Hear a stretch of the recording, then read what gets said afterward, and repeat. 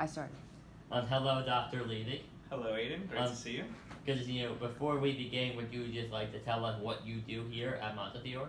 Sure. I'm one of the pediatricians, and I specialize in taking care of kids and young adults who have tumors, especially kids with brain tumors or nervous system tumors.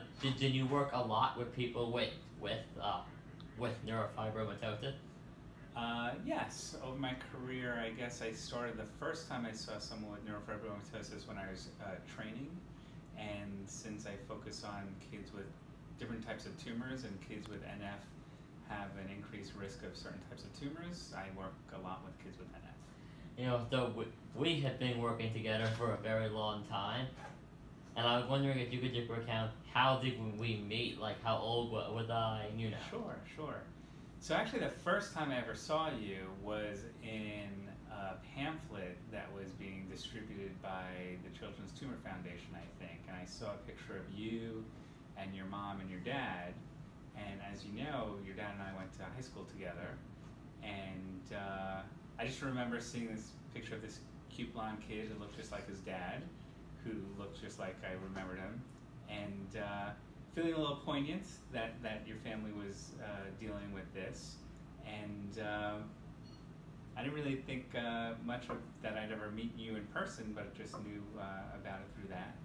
And then one day your mom brought you in for a second or third or fifth opinion about how you were doing when you were really young. It must have been around 2002. So how old are you now? 18. 18. So it must have been when you were 2 years old. Yeah, when I was 2 years old. Yeah. So did you already previously know a good amount about neurofibromatosis before that? Well, I like to think so. I don't know if your mom would agree. Joke for the camera. So yeah, I'd already taken care of a lot of kids with NF, and I remember on a serious note that your mom came looking for another opinion because I think she had understood that your doctors were very concerned about you and how NF would affect you, and really not just about how you would live, but if you would survive. Yeah. And I remember very vividly kind of your mom and your grandparents, kind of a sense of desperation to know that things might be okay. And I think, I had a lot of experience working with families with NF, and I also had an understanding about how limited anyone's knowledge is about NF. And I think what I tried to communicate that first time I met you and your mom and your family was that there's a lot of unknowns, and while unknowns are scary, that we don't necessarily have to predict the worst. Yeah. That we can be realistic and still hope for the best. Yeah. So what did you think when you first met me? Because that was obviously after 9/11. Yeah, so again, it was really poignant. So I felt like, life can be really unfair, that it wasn't fair that you have to deal with your NF and how it affects you. And it was certainly tragic and unfair about how your dad died.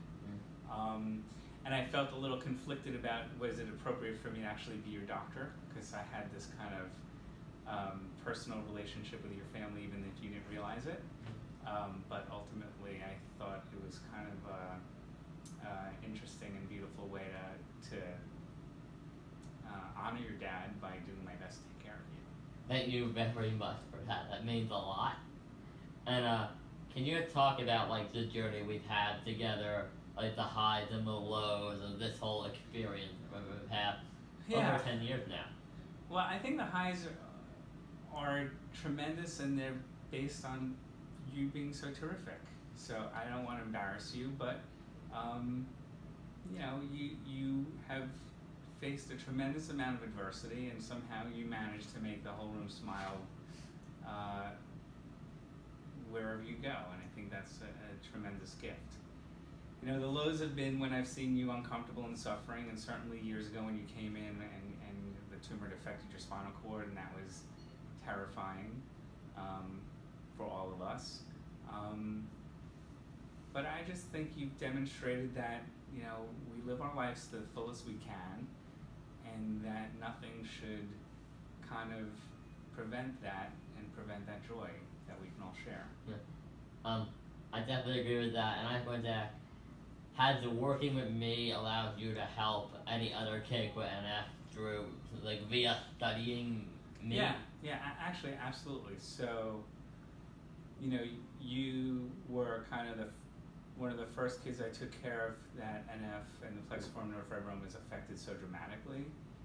So, you were the first person that I took care of who were on certain drugs and tried certain things for, and my experience with taking care of you definitely made me more confident to know what I can try to do for other kids, and also served as kind of a standard of how full someone can live their life even though they're really being affected by their illness. Yeah, I know you were the one that got my mother in contact with the NIH, correct?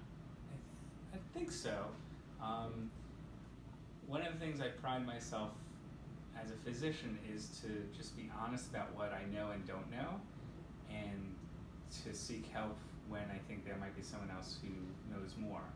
So I think when we met, it was clear to me that the NIH had some exciting things going on for NF, and that those drugs couldn't necessarily be given just through the hospitals that were local, and that's why I want to make sure that you guys got involved with their program.